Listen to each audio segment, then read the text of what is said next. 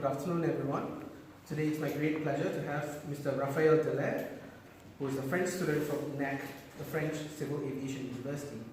He's enrolled there for an engineering master's degree in computer science applied to air traffic management.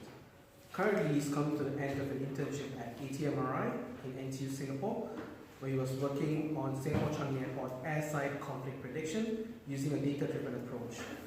With a strong interest in aeronautics since he was a child, he loves new technologies and the complexity of informatics problems.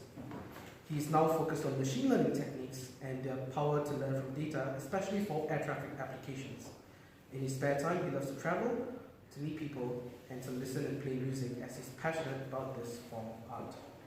Today, he's going to be talking about data-driven statistical model to detect and predict conflict zone propagation over the airport's surface movement. Lately, due to the meteoric rise in air traffic is expected to double within the next 2 decades. In the quest to maintain safety and efficiency standards in the quickly evolving traffic scenario, Raphael's research aims to augment the ground movement guidance mechanism at airports. Specifically, he's working towards developing intelligent systems that can detect and learn and predict the propagation of conflictual zones called hotspots on the ground surface of Changi Airport. So without much further ado, let's put our hands together to welcome Mr. Raphael.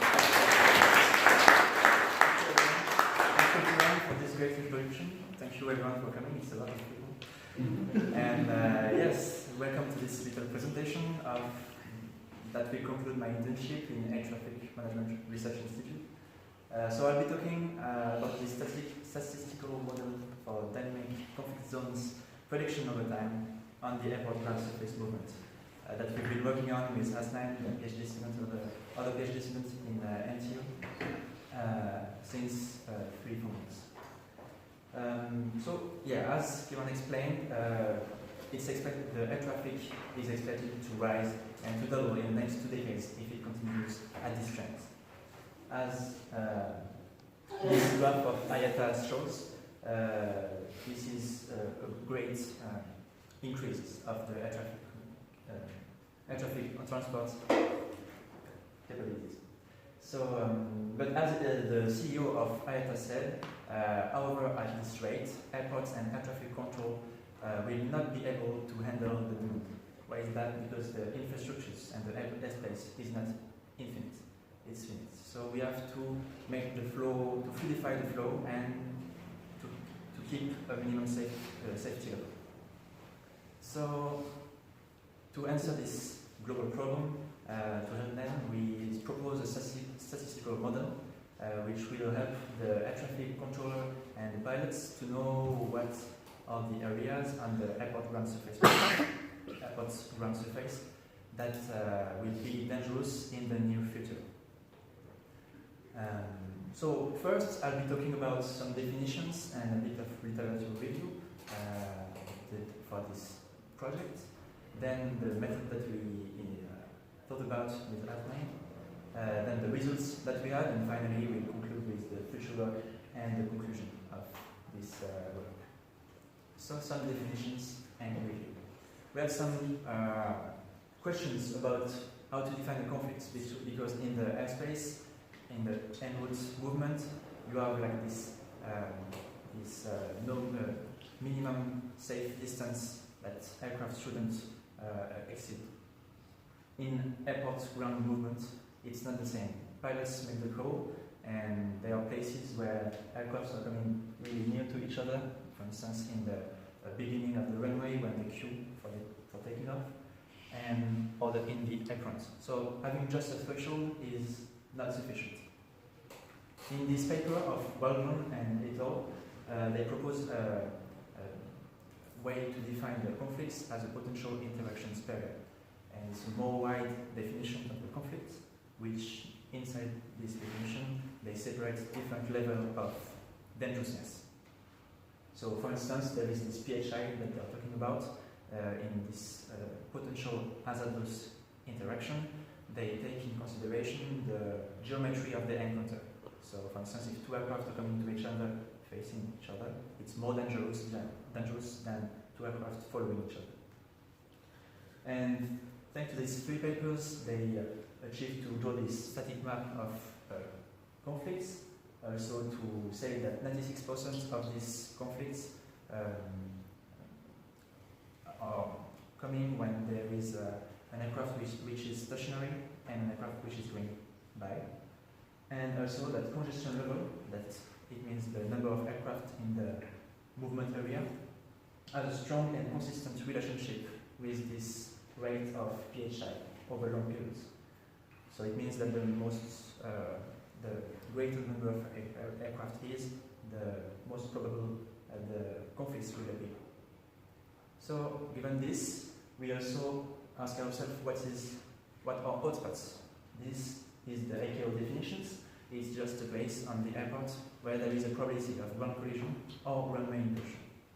So these guys, Dia and Pan, they did some research about this, and they achieved to do the static report of the zones that will be the hotspots in the airport, given some data. And finally, we also inspired ourselves from this paper, which describes the airport on several zones and describes them as a node of each zone is a node, and then they take the travel time between each node. So given these 3 papers, we inspired ourselves and we wanted then to work on the dynamic hotspot prediction with the use of the flight nodes, which will be the dynamic part of this study. So what is the proposed method? First, we work on the airport design, which is a really nice structure to work on because it's a fixed design.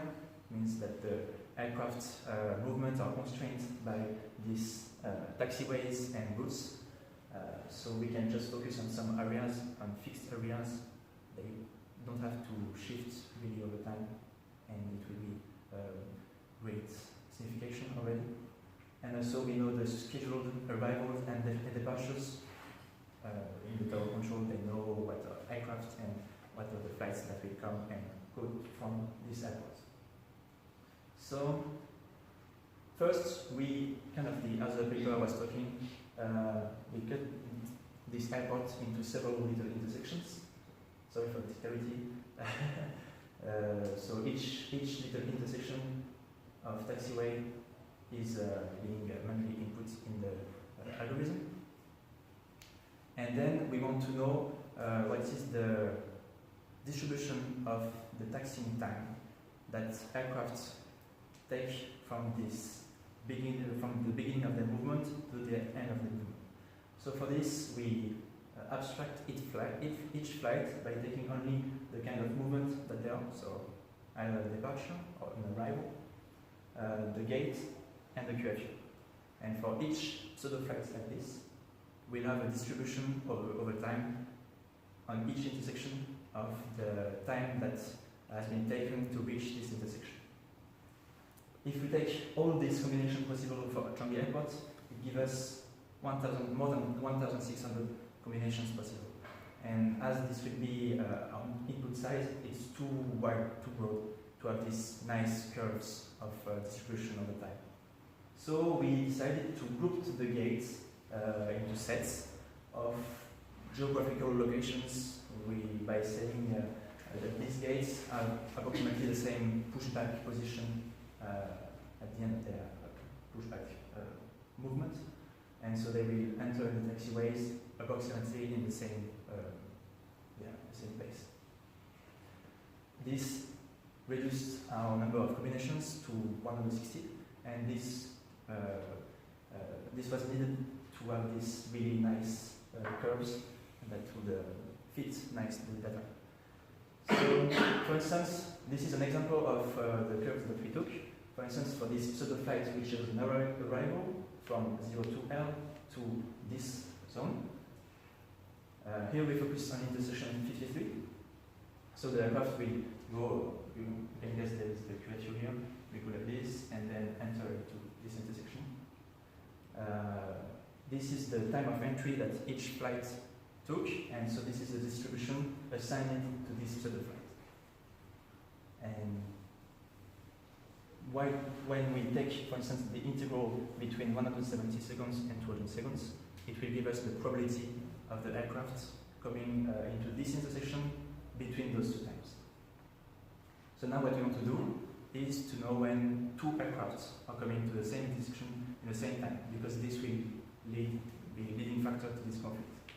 So we take the joint probability, but I will talk it a bit later. Now I just talk really quickly about the fitting function that we use. So we use the kernel density estimation to fit our data. This is to have this distribution as a continuous variable, and this is a nice method because it's non-parametric, it's very flexible. So in our data we had like several looking curves, and so in order to, they are all looking a bit Gaussian, but they are not really all Gaussians. So as this was possible, we took this method to fit our data. And so now that we have these curves and these distributions, we want to know when two flights F1 and F2 are coming to the same intersections on the same time. For this, we look at the joint probability. The joint probability will basically be the overlapping areas under those two curves. This is F1 is in blue, F2 is in orange, and whenever the two curves will be overlapping each other, this will be the conflictual time of arrival to this intersection. So, for instance, if we keep it like this, this without delay between those two, it means that those two aircraft will land in the same time. We would have this kind of distribution of the time and a probability of them arriving to the same intersection, which is here 16, which will be really, really, really small.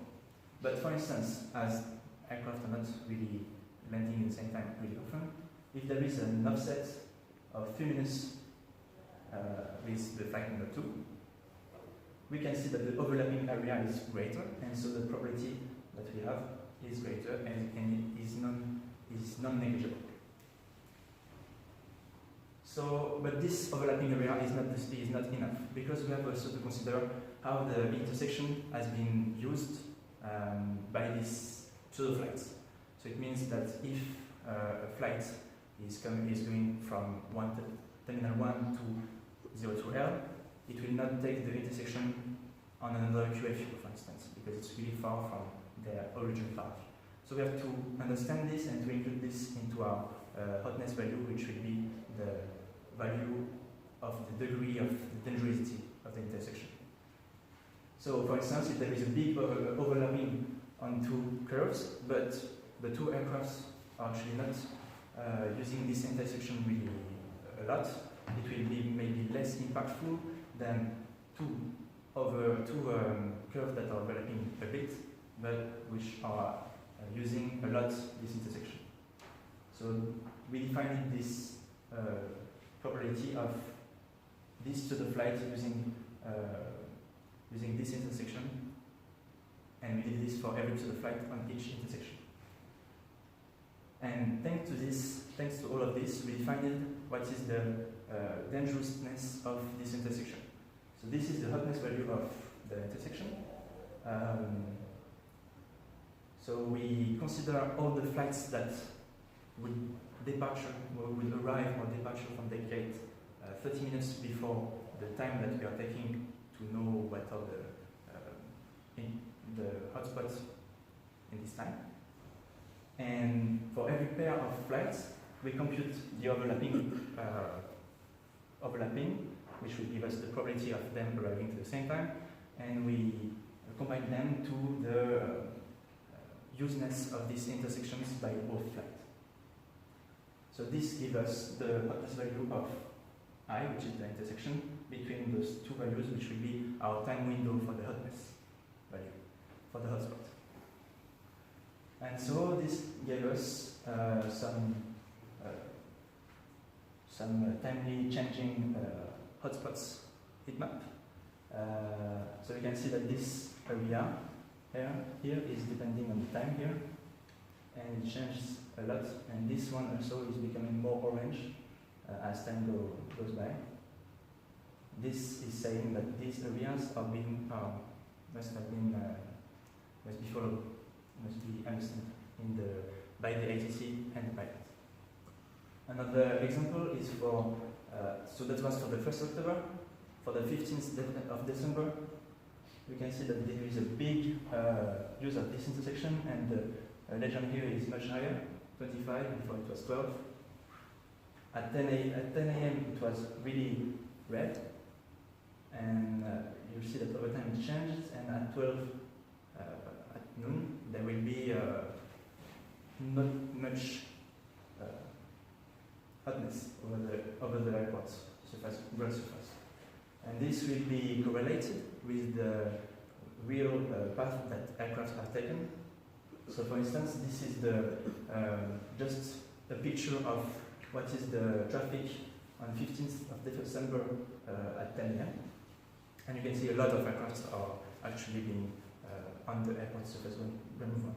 That's why more aircrafts, more hotspots were displayed. However, at 12 p.m., they were more spread out over the airport ground surface, and there were really less number of aircraft. So this was why it was looking well less reddish over the airport. This was the result.